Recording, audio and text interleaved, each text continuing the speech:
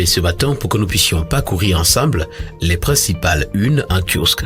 Commençons ce matin par le quotidien L'économie qui consacre sa grande une à Bernard Ndjonga, vie et œuvre d'un défenseur du monde rural, titre le quotidien L'économie. Le quotidien Émergence qui en parle également, titre Nécrologie, vie et mort de Bernard Ndjonga. L'information vous l'aurez ce matin à la page 5 du quotidien Émergence. Le quotidien Vert parle également ce matin de la SCDP où un réseau de détournement de carburant a été démantelé. Le quotidien à capitaux publics Cameroun Tribune nous fait savoir ce matin au sujet de la coopération Cameroun-France qu'Emmanuel Macron a écrit à Paul Biya. Le message du président français a été transmis hier au président de la République par l'ambassadeur Christophe Guilou au cours d'une audience au Palais de l'Unité. Au sein du RDPC, c'est le congrès des batailles, titre ce matin le quotidien Mutation. Au sujet de la tenue de ce conclave et du renouvellement des organes de base envisagé en mars, deux camps s'affrontent. Le président national Paul Biya doit également trancher. L'information au complet, vous la retrouverez à la page 9. Pour le quotidien Le Messager, le quotidien de Phœbus Ndiawe, on parle de politique de renouveau. Le mémorandum de Campo titre ce matin le quotidien. Entre misère des populations et enclavement sauvage, la petite localité frontalière à la Guinée équatoriale exige au moins une place au gouvernement. Roger Mila indique également ce matin à la page 12 du quotidien Le Messager qu'il faut agir dans l'urgence à la FECAFOOT. Le quotidien Informateur pour sa part parle de messe d'Action de grâce, Mvondo Ayolo, le digne représentant de Paul Biya. Samedi à Yaoundé, les étourdis à la faveur d'un impressionnant office religieux célébré par Monseigneur Jean Barga ont confié leur neveu et sa famille à Dieu. À l'occasion, le ministre directeur du cabinet civil a brillé avant, pendant et après le culte par une attitude des plus honorables. Informateur nous fait également savoir que le port autonome de Kribi est en passe de détrôner celui de Douala. Le quotidien Réalité Plus revient également ce matin sur cette messe d'Action de grâce à Yaoundé où les évêques et les étourdis prient pour le Cameroun et son excellence Paul Biya. Ce matin, à son autre une, le quotidien Réalité Plus titre vraiment « Arrêtez de souiller la police ».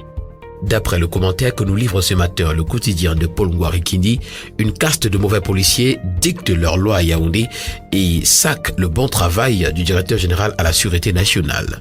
Vous leur tendez 5 000 francs CFA, ils se lèvent pour aller violer les domiciles, brimer et humilier leurs occupants. L'exemple d'un cas terrible au quartier Olembé à Yaoundé où un fonctionnaire en retraite a été violenté par des policiers de Messassi à 22h. La cloche hebdo qui paraît également ce matin parle de trafic d'armes en Afrique. Fadoul Michel Zoher au cœur d'un gros scandale, titre le journal. En plus de son passé douteux, sombre et des activités peu orthodoxes, le sulfureux homme d'affaires fait l'objet d'une plainte déposée par devant les tribunaux de Nantes. Serait-il en train d'entretenir des relations plus qu'étroites avec les rebelles centrafricains, auteurs de graves exactions? Le complément de cette information est à retrouver ce matin à la page 3. Fraude et contrebande également, Luc Magloire Barga à Tangana doit démissionner.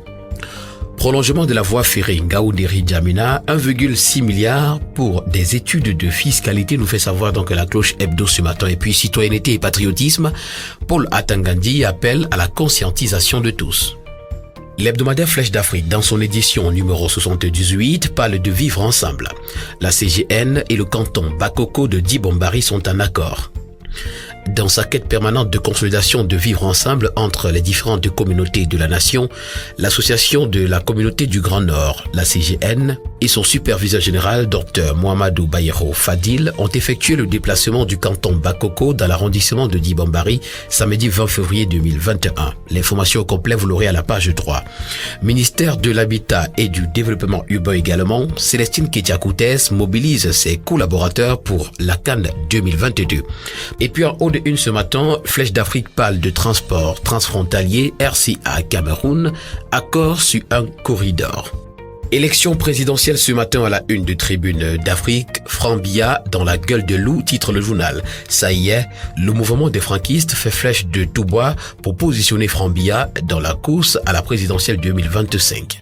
Le journal à caractère satirique, Le Popoli, qui en parle également ce matin, titre « Alternance au sommet, faites entrer le candidat franc ». D'après l'information que nous livre Le Popoli ce matin, des clans seraient déjà en campagne pour le fils du président. Direct Info, pour sa part, parle ce matin de la régie du terminal à conteneurs de Douala, 49 milliards en 2020. Un bilan qui rassure d'après le journal. Camé Presse également, port de Douala-Bonabéry, le terminal à conteneurs en mode performance. Pour l'hebdomadaire, La Nation d'Afrique, on s'intéresse plutôt au port autonome de Kribi, la place charnière en Afrique centrale, titre donc le journal. En dépit donc des effets de la pandémie du Covid-19, le port autonome de Kribi monte en puissance, nous fait savoir donc l'hebdomadaire. Le journal Pile ou Face nous fait savoir ce matin que les femmes revendiquent au sujet de leur visibilité dans l'espace public. Session parlementaire de mars 2020 également, le journal Pile ou Face nous propose de savoir pourquoi Kavayégué Djibril va rester au perchoir.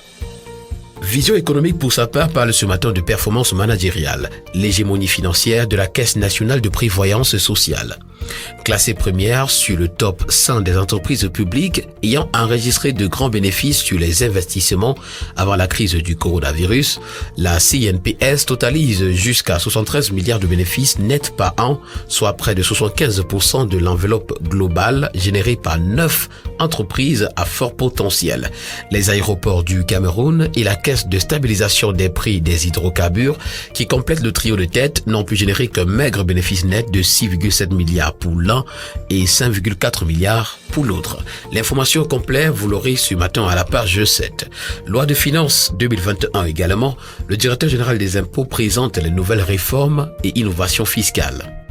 L'hebdomadaire Le Point Hebdo, par lequel nous terminons notre revue de presse ce matin, parle de projet PEPSIN, ministère de la Jeunesse et de l'Éducation civique, la Gouinfrerie, titre le journal.